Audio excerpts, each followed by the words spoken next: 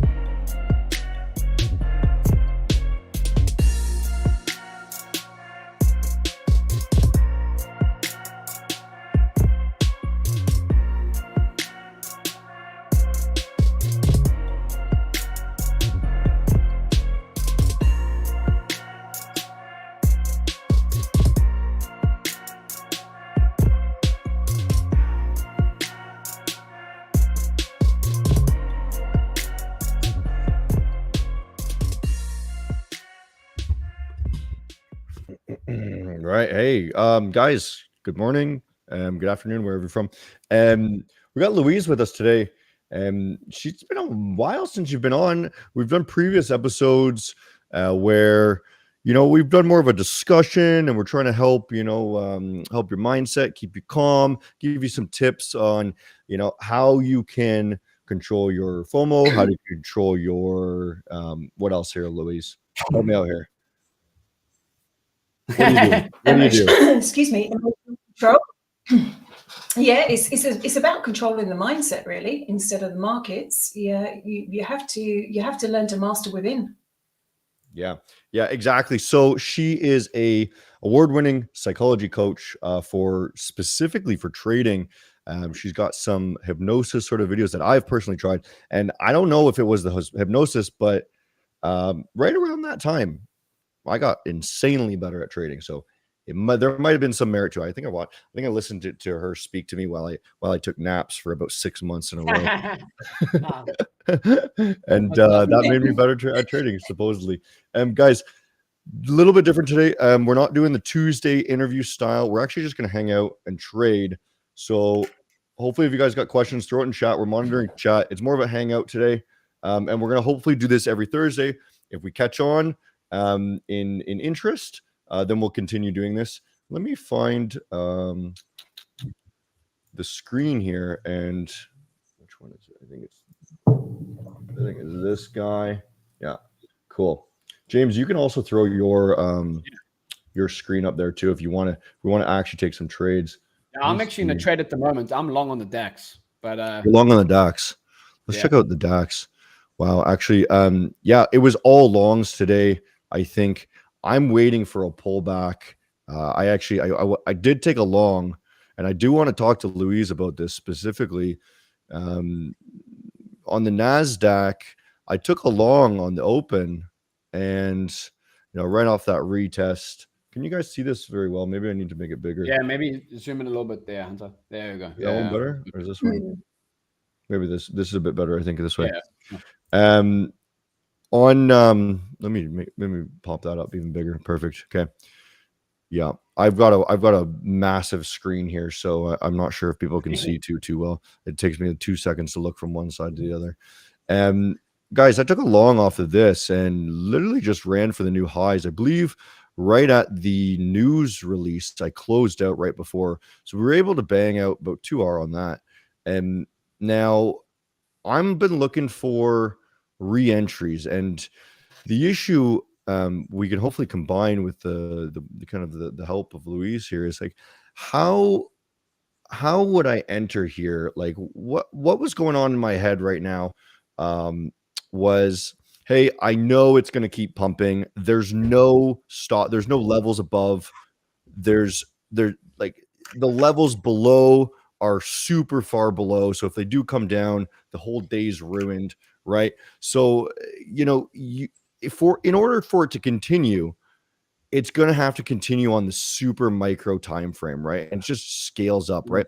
And I actually want some advice from Louise here. Is how the heck do I get in to a trade, right? I'm FOMOing in here and I'm seeing it go up. How do I like? What's the best course of action to get in, knowing that it's going to continue up? So the question is, I mean, your execution and your entry points, if you've got that mastered, then what specifically is the question? Are you hesitant to execute the trade, or? Yeah, well, the thing that was going on with me today was I'm quite comfortable with my the areas in which I would want to enter in, and I'm saying basically, hey, I would need a decent pullback. I wanted to get a pullback to where I think, where was it? Anyways, I wanted to get a pullback somewhere down here, right? And it didn't pull back, right? But I knew it was going to continue up. So I'm just wondering, I'm like, you know, do I just jump in as it's continuing up and then chase it? Because now, you know, my level for entry is now even higher, right? So I'm still waiting for that pullback. I'm still waiting for this area now instead of, you know, an area down here. So I'm pushing it forward, and I'm not sure if that's the best course of action or just enter, you know what I mean? And just let it go. Yeah. So you got to think about the difference between expectations and your analysis. You know, you're expecting it, you're thinking it's going to pull back. But is that like are you attached to an expectation, or is it like your analysis? And I think really being aware of the reasons why. It comes down to self-awareness. Ask yourself questions. You know, why am I kind of hesitant? And it's really having that self-awareness to kind of almost be the observer of yourself, to say, why am I kind of, is this a bias? Is this analysis? Am I attached to the expectation? What's going on here? And when you've got the answer or the answers, then you can work around that. But self-awareness for traders is key. And it's not just self-awareness of your analysis and your strategy, but self-awareness of who you are as a trader. Yeah, totally. That's I think that's good advice. Yeah. Someone in chat saying, yeah, you need to wait for the pullback. It's silly, you know, silly to just enter after the rally. Long on the DAX. Do you have your chart up there? Jason? Yeah, let me get up here. So I'll suffer a little bit of drawdown. Let's go like this. Let's go like that. Yeah, can you see that? Let me switch to you. There you go. That's yours. There we go. So I had a little bit of drawdown, but I've actually added a little piece in like you, Hunter, with your add-ins. But I took the longs over here, and then we got a little bit of pullback. Now I've added back in. So I got the DAX, but it is also a bank holiday tomorrow, right? So I'll you know, and we had NFP as well, right? So we'll see. We've got some juice to move higher, but I do like it right now. So yeah. Yeah. Did you play the NFP this morning? I didn't. I waited for it to be released, and then I just left it, and then I got back on that on the breakout. We had news at 10 a.m. Eastern time as well. I think it was like PMI or something. Okay. So you're saying just like, because it is, you know, Psychology Thursday here, we wanted to really discuss you know, all of the sorts of mindset issues that we might be having. So you said you went into a little bit of drawdown, right? Yeah. I took the longs here at, call it like 909, and went down to like 876, and I looked to add a little piece back in on drawdown because it still was holding levels that I liked. You know, like if it came back down below here, I knew that my trade was invalidated, and I would be fine with taking my stop loss there. But I think, and this is where maybe Luis can help out, is like, because you've obviously worked with a lot of traders, I think a lot of traders don't understand that profits or drawdowns, just like profits, are part of the game. You're not going to reach new equity highs every single you know, day or every single month. And some, you know, sometimes just like drawdowns on trades like this. To take a trade, you have to actually sometimes suffer a little bit of drawdown. We're not always going to have sniper entries, right? Yeah. Absolutely. So sorry, Chris. Go on. I think there's a couple of things here. Is having that acceptance, the acceptance and the long-term vision, instead of kind of really relating your kind of identity and results to every single trade. You have to keep focused on the long-term vision.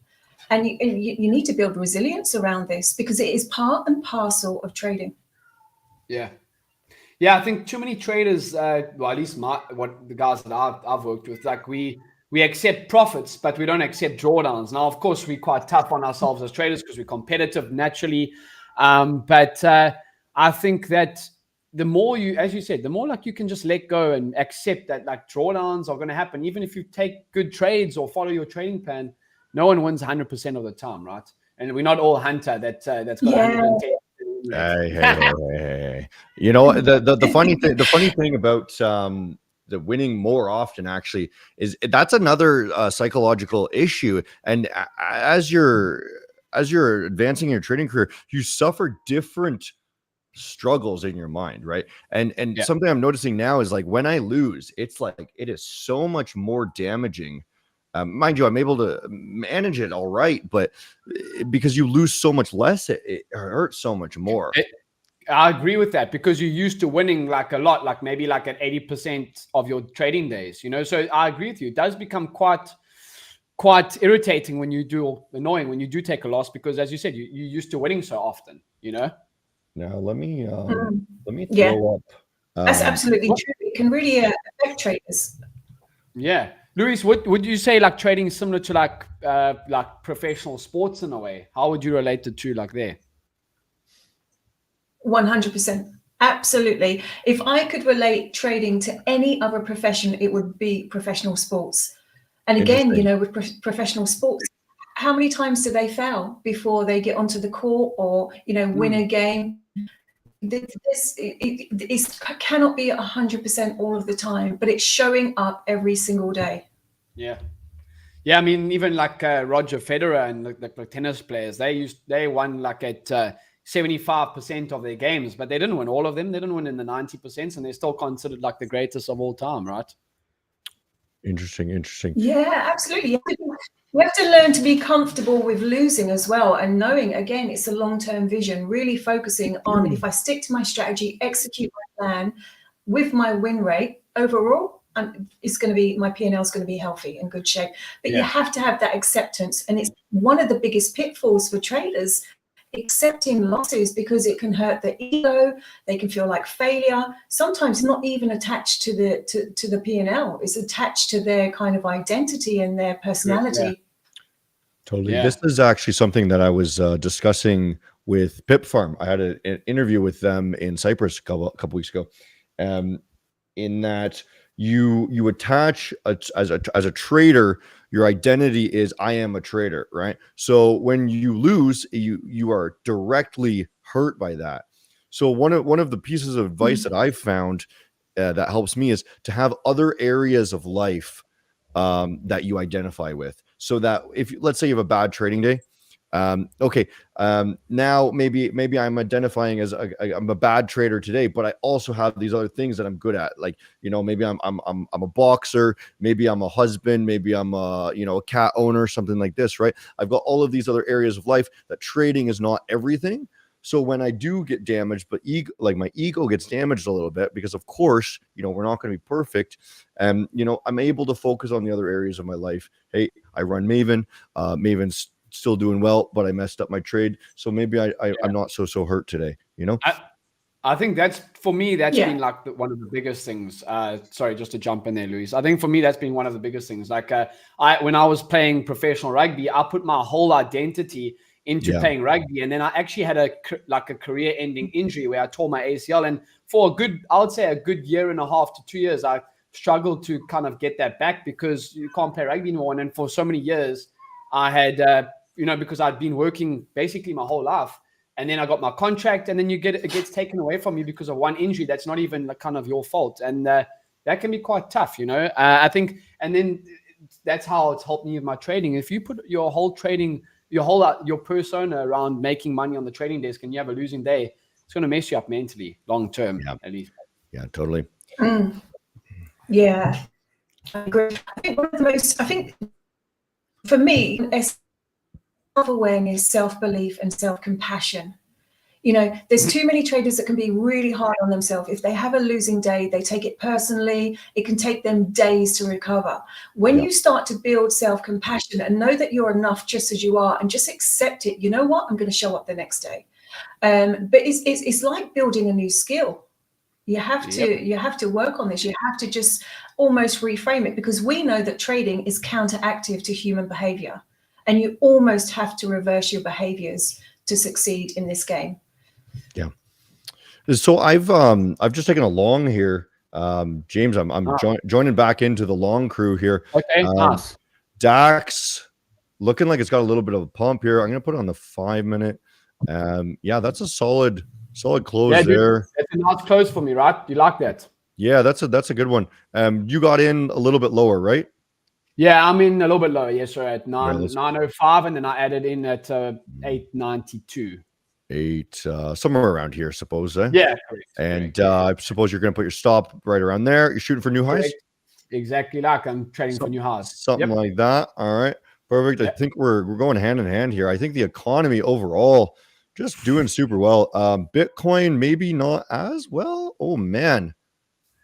Oh, coming back down now. Bitcoin, potentially we're seeing tests of these previous highs here. Let's look at the actual. This is potentially an issue here. You have this previous highs and you're attempting to make a new high, but it's really selling off hard, even passing back down below those levels.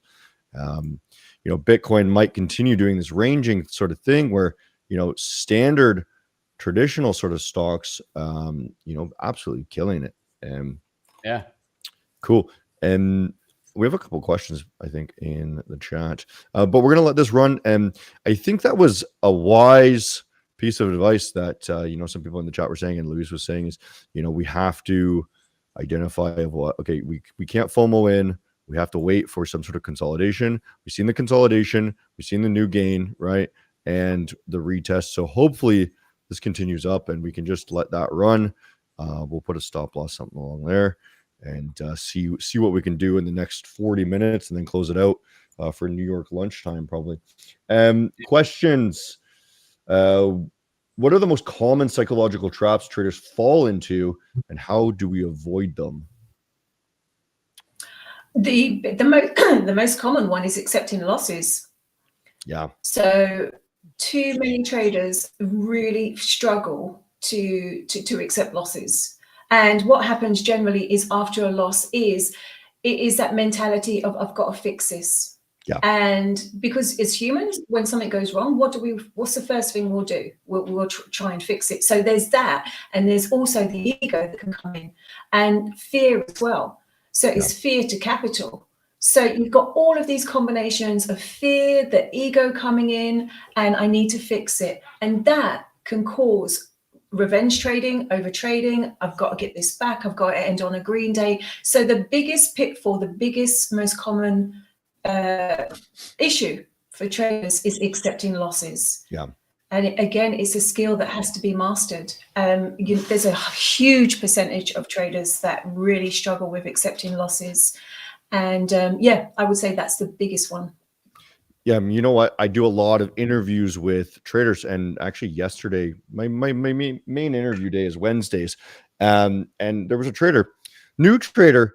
She was asking advice from me, and despite getting payout first trading account too with us, and beautiful payouts, her strategy was very much averaging in, right? And not necessarily martingale, because she limited it to 3 times, but averaging it in to increase the strike rate and the probability of her being right. And she said, what's your advice for a new trader? And I said, exactly that is to know how to cut your losses faster, right? When you start averaging in, it makes it very easy to not accept losses and continue until you blow everything. And you're really going to have a bad day one time, And, honestly, that's the scary time is if you have a really, really bad day, that's when, you're in physical danger, right? You're going to do something dumb one day, I'm sure, if you lose everything, right? Whether that be, hurting yourself or, hurting others or, what I mean? Or losing all of your money and then being homeless, right? Whatever it is, eventually it's going to catch up to you. So, finding a way to cut those losers faster and knowing when you're wrong rather than adding like a third or fourth time, right? Is gonna really is gonna actually increase your confidence, I think. That can be a tough strategy, averaging in. Yeah, it's really addicting to win all the time, right? And to keep at, like, if this trade went against us, right? And we said, hey, okay, so let's say our strategy here is, we're gonna buy here, right? And maybe we're also gonna buy here, and maybe we'll buy one more time here, right? But the reality is, okay, maybe if it gets a little too low, we have to get out, right? We're allowed to average in, like, even behind, like, maybe maybe that's where we say, okay, we're wrong, but we let it go there for like maybe 60 seconds just to see how it reacts, maybe, right? But you need to have some sort of trigger, because if you add in again, this first trade is going to be negative thousands, you know what I mean?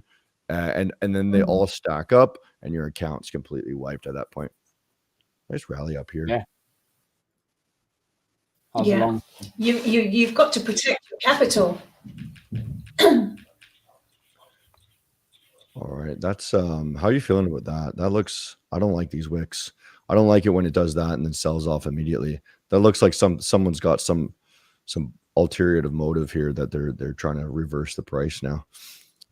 Yeah, I still like the longs on the DAX. I'm still long on long on the DAX. Let's look at the DAX. Yeah, DAX perfectly fine. Yeah, just slight pullback. Probably get some buys back in this area again, as it comes against us. Hopefully. Yeah. That's what I'm looking at outside. Yeah. Or here too, a pass through there, right? Yeah, cool. Back to the NASDAQ. Let's see some more questions here. I gotta scroll through. Actually, there's a decent amount of chatter here that I've not been paying attention to. What's the best way to handle FOMO when you see a market move that you didn't take? Well, I think we were discussing this a little bit at the start of the stream. But Louise, you want to dabble on that again? Yeah, FOMO is one of the biggest fears for traders, the fear of missing out. Now, it's important to be mindful of the reasons. It's always thinking about the root causes as to why you do something, because everybody's different. Now, if you think about it, a lot of traders experience FOMO for different reasons. It could be somebody on. It can also be the fact of dopamine. Now, what I mean by that is the dopamine chemical. Can you say that again? Can you repeat that again? You cut out just for the last like 10 seconds. Okay, so when it comes to FOMO, there's different reasons why traders experience FOMO. Perhaps they're comparing themselves to other traders.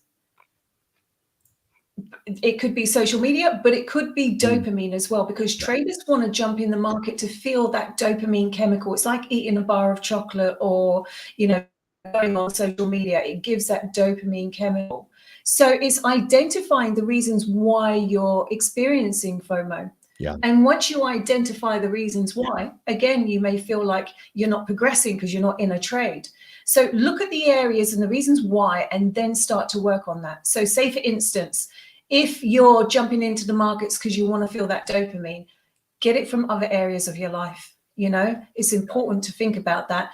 If it's social media that's triggering you to feel that FOMO, think about reducing screen time during trading hours. So it's finding out the root cause and the reasons, and it's working on that knowledge. James, what kind of healthy dopamine releases do you use outside of trading?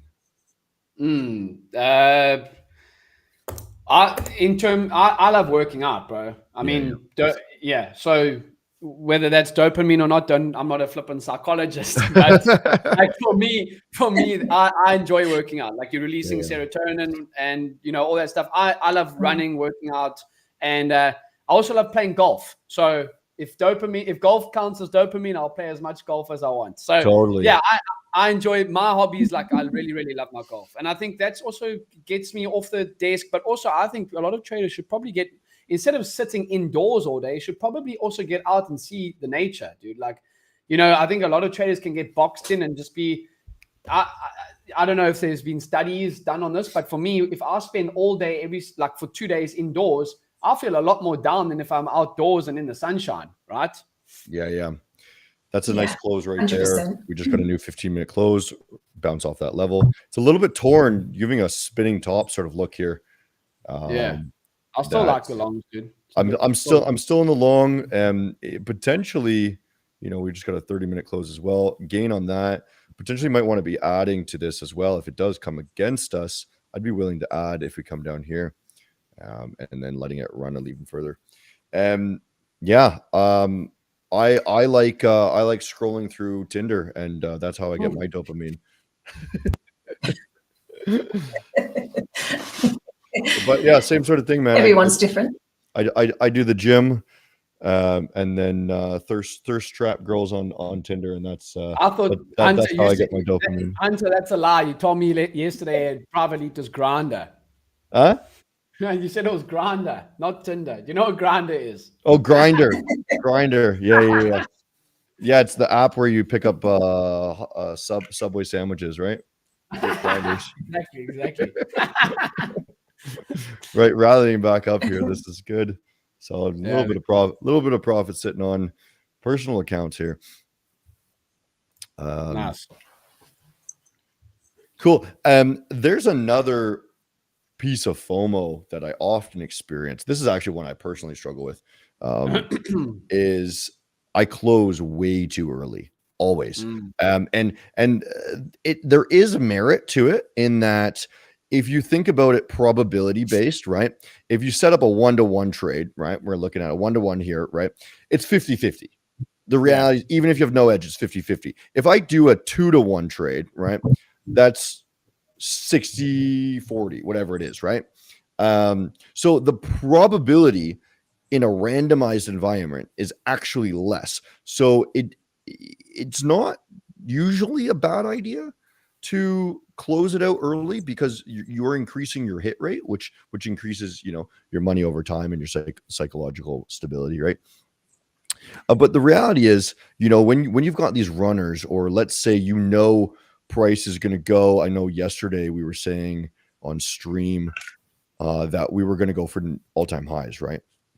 And we shot for the all-time highs, but I closed it out like halfway, right? Mm-hmm. And I just want to know if there's any sort of advice you've got there, Louise, on how to you got your target, how to let the runners run, right? Because this was a banging trade, but instead only took half the profits I should have had. Yeah, it's a really good question, actually. So many traders, their execution and their entry points, they've got them nailed. When it comes to the exit, it's like second guessing. Should I stay? Should I exit? Should I let see if this runs? So I think what's important is again, the reasons why many traders cut their winners short. And it comes down to fear, because they would rather end the day on a small profit or green than that potential of ending on a red day. Because if you think about it, it's not about so much the red or the green. It is about the feelings behind how the red and the green feel. So, most traders feel elated when they even come out with a small profit. It's like, yep, have a green day, great. But how does it feel when you end on a red day? I'm not feeling good. So it is avoiding feeling those emotions. When traders learn to accept losses, that will help you to let the winners run. Totally. Totally. Yeah. There's so many times where I'm like, oh, I made my $100 today. You know what I mean? Like, I'm done. That's enough. And it's like, okay, I clocked in my hours, and it's like, the reality is, if you're trading and you're only making a couple $100 here and there, right? It's like, it's not enough to actually make a difference in your life. It's more, you're just hanging out, and I guess the question then becomes, okay, do you want to feel good or do you want to do this for a living? You know what I mean? Yeah, absolutely. Yeah. But think about expanding your comfort zone as well. Face those fears, expand it. If you are pretty certain it's going to continue rising, then just breathe through it, expand it, and just let it go, because that's going to build more resilience and it's going to build more confidence in your accountability as well. Nice. Yeah. The chat is saying change camera, guys. I have no idea what that means. Change camera. That doesn't mean anything, right? You want me to do this? There you go.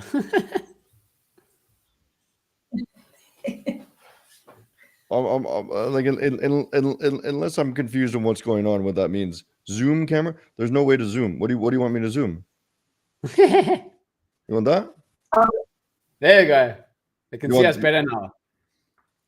Okay. Yeah, maybe. Let's see if there's other options. I think there's not. I don't think there's. I think these are all the options. There's only the DAX. Hunter, I'm going to take a little bit of profits here on the DAX. You're taking the DAX profits. Let's look at this. Yeah, I've got my chart up here too. If you want to switch over. Yeah, that's okay. They wanted. Oh, nice. That's pumping. That's pumping great. Yeah. So, but do you want to let it run, or do you want to? I'm going to close out. I'm going to close out just a piece. I know you don't like partials, but I'm going to close out like 30%. Well, and I want to try and James, man, do you want to feel good, or do you want to be a professional trader? I want to feel good. Oh man. Okay. Yeah, I think that's what they wanted. They wanted the cameras to be bigger. Okay. I wasn't sure if people wanted to see the charts, the cameras. I guess, yeah, they are selling it off a little bit here. NASDAQ coming up now. While the DAX comes back down. Oh, nice. Oh, nice. Yeah. It'd be great if we can see another push even higher than that. You know, we had that retest there. We want to go for the new highs, hopefully. I think that's going to be kind of our target for the day. Hopefully, if we can get another wick higher, it'd be great. See if we get any questions. I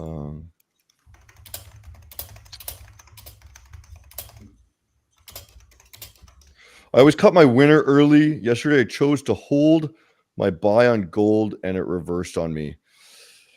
Oh, man. So I guess, Luis, to go deeper into that, you know, we have to. That always happens. Like when you're like, I'm going to hold my trades. I'm going to hold my trades. And you're like, that's when that pulls back on you or whatever.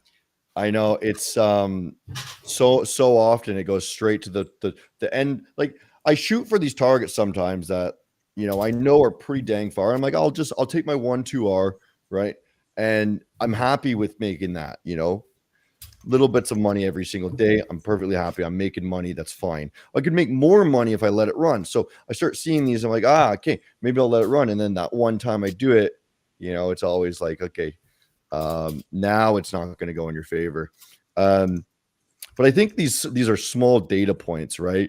If we're only using like one piece of data and it happens to go against us, maybe that's not enough, right, Louise, to be able to actually. No. Yeah. That's why backtesting is really important as well, you know, to gather that data and that knowledge. But too many traders, another trigger for traders is when the market reverses against them. You know, when they say to themselves, right, I'm going to hold on to this trade now, it reverses and it's like that. What's going on? And they get frustrated, and I understand, I get it. But again, it's having resilience to know that there's going to be knocks. Not every trade's going to work out. And just to kind of, I think when that happens, there's an expectation, there's an attachment to the expectation. You almost have to be in this flow state of kind of just, Now, there are some days where, you know, I come into the market and I have that flow, you know, and I just don't care about the money, you know, and I don't even recognize what's causing that. Like some days I walk away from the computer, I go in and make my steak, I'm eating my lunch, and then, you know, I come back and I'm like, oh yeah, I completely forgot I have money on the table right now, and it ends up going fine. It's great, right? But the glory of feeling like you don't actually care, how do we get to that flow? So I'm assuming this is the flow state that you talk of, where it's like, okay, you're actually just playing the game. You're not caring about the money. Yeah. So you basically, when you're in that state of flow, you're not attached to the outcome. Yeah. You're not kind of that. What you're doing when you're in that flow state, there's no resistance. So it's for me, if I went back to trading, I'd hypnotize myself to continuously be in that flow state. But we're human. Sometimes we wake up, we're off par. We can't be 100%. But there are tools and techniques to get you into that flow state. Yeah. And, things like meditation, breath work, things that I talk about a lot in, the trading psychology presentations.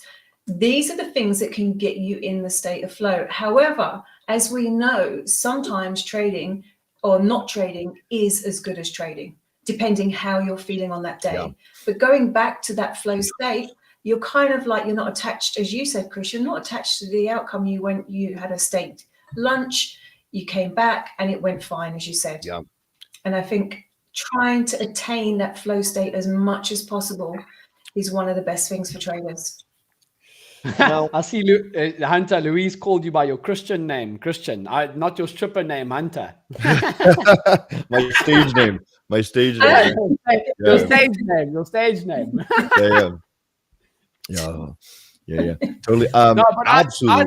Louise, what you're saying is, it's I think what the big thing I've taken away, what Louise and Hunter have both said, or Christian have said, has been about accepting losses or not being attached. Like Hunter was saying, he comes in, he's just like, he doesn't care about the outcome. He's just here to trade and execute well. But I think sometimes when you care too much, about okay, making money, you don't actually trade well, because now you're putting yourself under unnecessary pressure. It's the same as like when I played rugby. When I was just coming there to enjoy it and have fun, I played at my best because I didn't care about like the pressures or external forces, that type of stuff, external factors.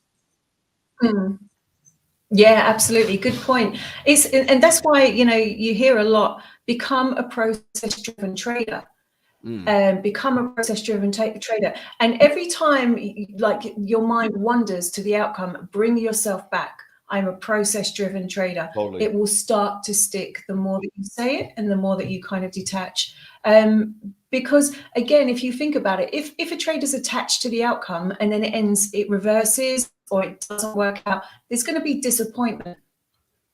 Yeah. As well. Totally. Which is another emotion. Now we're letting this run currently, Louise. I don't know if you have any actual technical advice here, but what I'm currently feeling is I want to close my trade, right? Because now I'm getting that FOMO. I want to lock in that profit. Like what if it comes back against me? You know what I mean? That's how I'm feeling right now. What do you think? Yeah. Should I let it run? And so you haven't set your TP, have you? I have no TP, no, because the reality of how I'm trading right now is I trade to levels, right? There's not a single level above, right?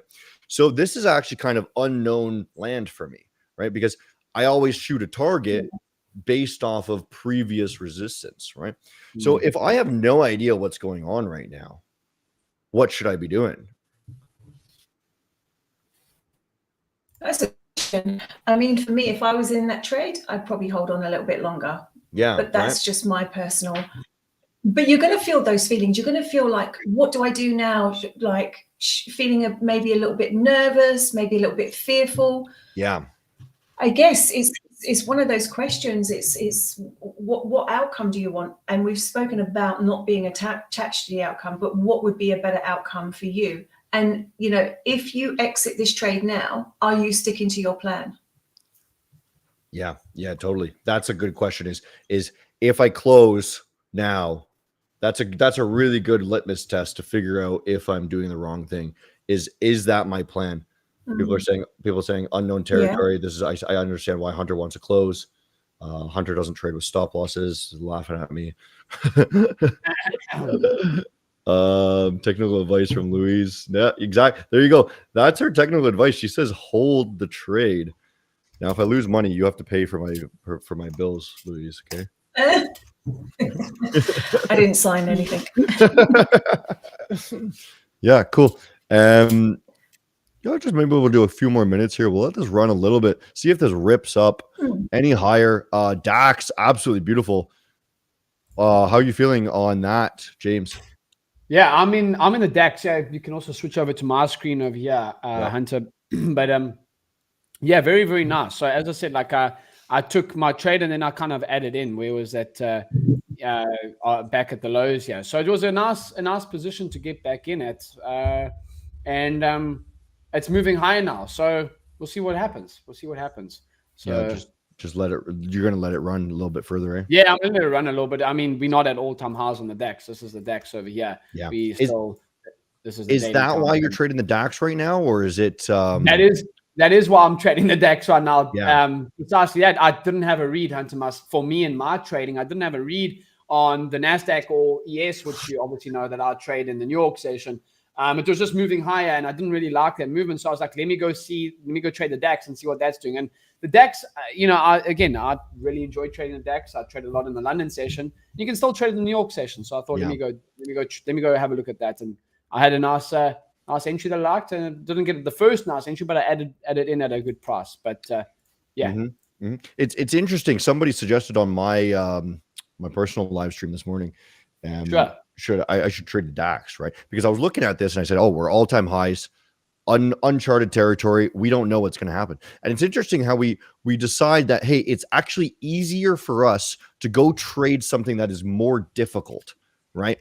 Because by more difficult, I mean, hey, there's levels of resistance, right? And it's so interesting where, at any point today, you could have bought and you would be up on the NASDAQ, right? Sure. Where the DAX is like, okay, it's a little bit shaky, volatile here. The top's probably only going to be here or so.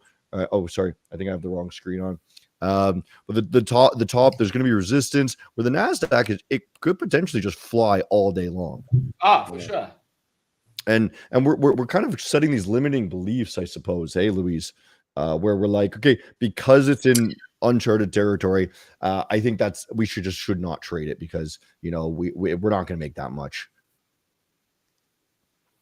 Yeah, again, it comes down to the fine lines in trading, doesn't it? Discipline versus flexibility, adaptability, biases can come in, and there's so many things. And of course, like you said, limiting beliefs as well.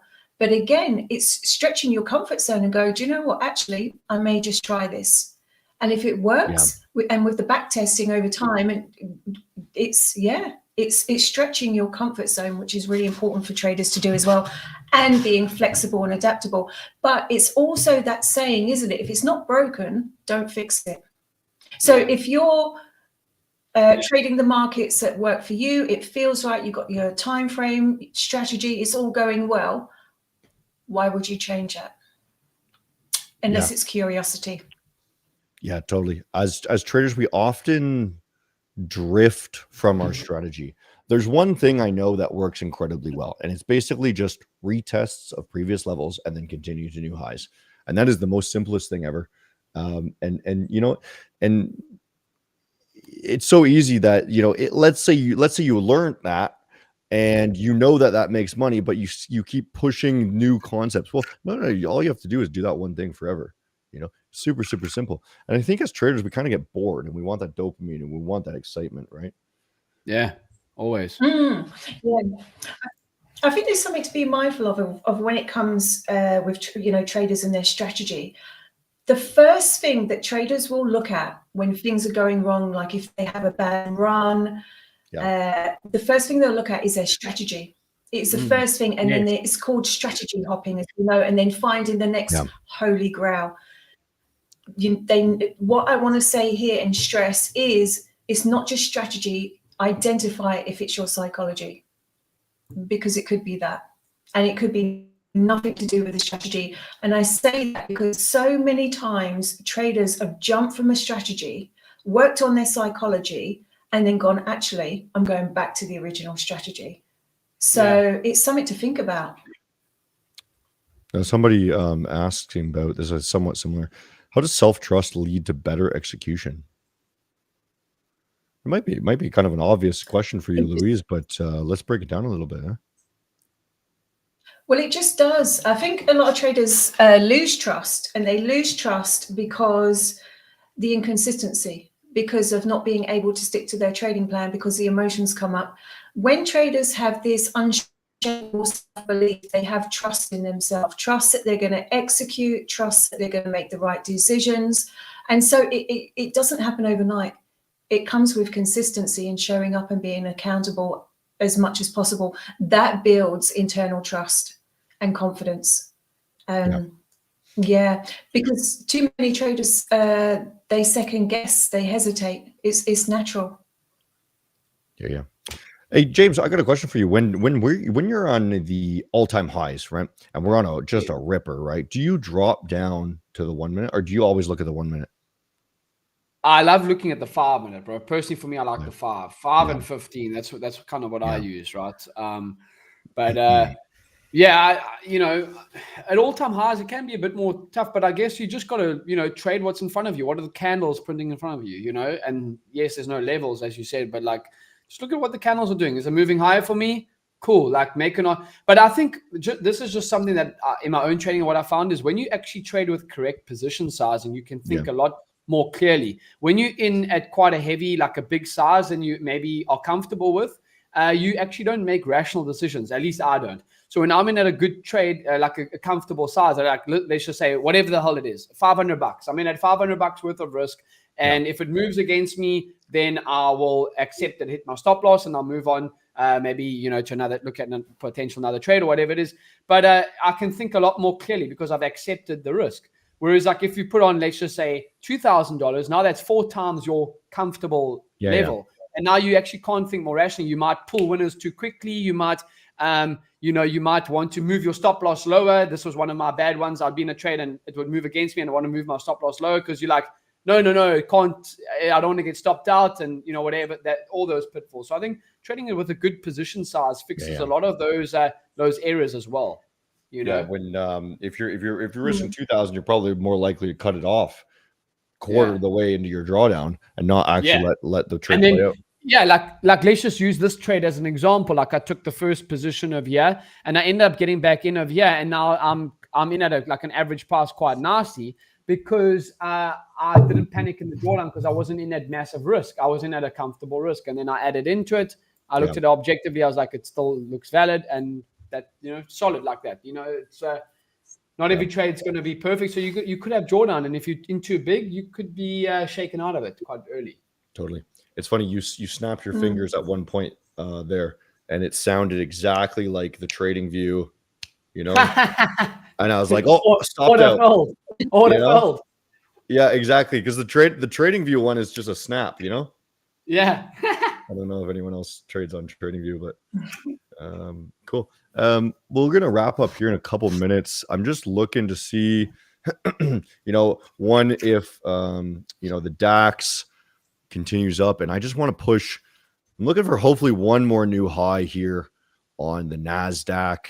I think good chance this just carries on all day, but oftentimes you see, kind of the trend is once the London is done, right? So that overlap of London and New York that's when things just really rip, and then it kind of just fizzles for the rest of the day, sort of thing. Sometimes, you get some other movements, but generally right around lunchtime, this is lunchtime, New York session, 9 a.m. my time, things slow down. So it's usually that market open, massive volume, and then things start to slow down. So we're just letting this, see if we can push one more maybe, and then we'll close it for lunch, and then be on our way. But we'll just watch the 1 minute here. As I was saying, I like to look at the 1 minute now, now that we're in these all-time highs, just to get a better picture of maybe where the top is going to be. So I'm hoping that this is kind of the area that we bounce off of for continue, right? Right now, we're kind of setting up a new position in our heads, even though we are in a long already. This is kind of the position I'm looking at here. Hopefully, we get a rally off of that to the new highs. And if not, I'm probably going to close out this original position in a loss there. Not a loss, but a strategy I like to use is, hey, as something is going in my favor, where would I re-enter for a new trade? Well, I would probably look at this level here, right? and try to enter a trade here, right? So this would be my new setup, but I'm still in this trade. So if I wanted to move my stop forward, okay, maybe my stop is going to be here now because that would be the new trade that I'm looking for. Okay. Cool. How can I improve my ability to adapt my mindset to different trading styles like scalping versus swing trading? Got any advice on that, Louise? You know, different, there's one thing to be focused intraday. What about long-term sort of investing? How do you switch between the two? To be honest, yeah, that's sorry, James. Sorry. No, go ahead. I had a comment on that, but I'll let you go first. Okay, so when traders switch from like kind of day trading to longer term, you have to have the confidence and trust in yourself. Not many traders, they find it difficult to hold on long term, whether it's a couple of days, a couple of weeks. But I guess it's having that, again, it's talking about expanding the comfort zone and just trying it out and see how you feel. How does it make you feel? Do you feel fearful? Do you feel confident? It's trying out new things. It's kind of, even if there's fear, just go with it and see what happens. So a lot of traders don't like to trade longer term. They like to kind of be in front of the charts and kind of just see, you know, control the trade basically. Yeah, that's me. That's me for sure. I'm either investing or I'm sitting here staring at the screen like an idiot. To be honest, I was going to just comment on that, Luis. I think you should just, from a trading perspective, I'm talking about trading. I don't think you should be doing don't think you should be day trading and swing trading or whatever. I think you should just focus on one, and then like maybe on the side, you know, like you should be investing on the side. But in terms of actual trading with leveraged products, I think you should actually focus on one. You're either going to swing trade or you're going to day trade. I think when you overcomplicate things, it just becomes too much. Like you're trying to swing trade on these accounts and day trade on these accounts, and then all of a sudden you can't even. It's like that saying goes, like jack of all trades, master of none. You know. Yep, totally. Yeah, focus on one thing. Right words, and I agree because you're trying to build habits here, and if you're switching, like you said, to from scalping to swing trading, you're going. Hang on a minute, it's challenging enough to attain that consistency. But if you're swinging from here to there, it's more decisions. In trading, less decisions, less stress. Yeah, I agree. Yeah, good stuff. How's that DAX doing? You're going to let it run a little bit further, hey? I'll close my added in position here, and I'm going to let the original position, it's in profit. I'm going to see what happens on that. But I'll close the added in position in the background so long. So we'll see what happens for now. But I think it's a bank holiday tomorrow in the States. So I mean, I'll probably take this for a long weekend. You know, you're going to hold it through the weekend. No. I'm saying I'll good end to head into the weekend. Yeah. I think it is a decent spot to start wrapping up here. I imagine a lot of these New York traders are getting other positions now.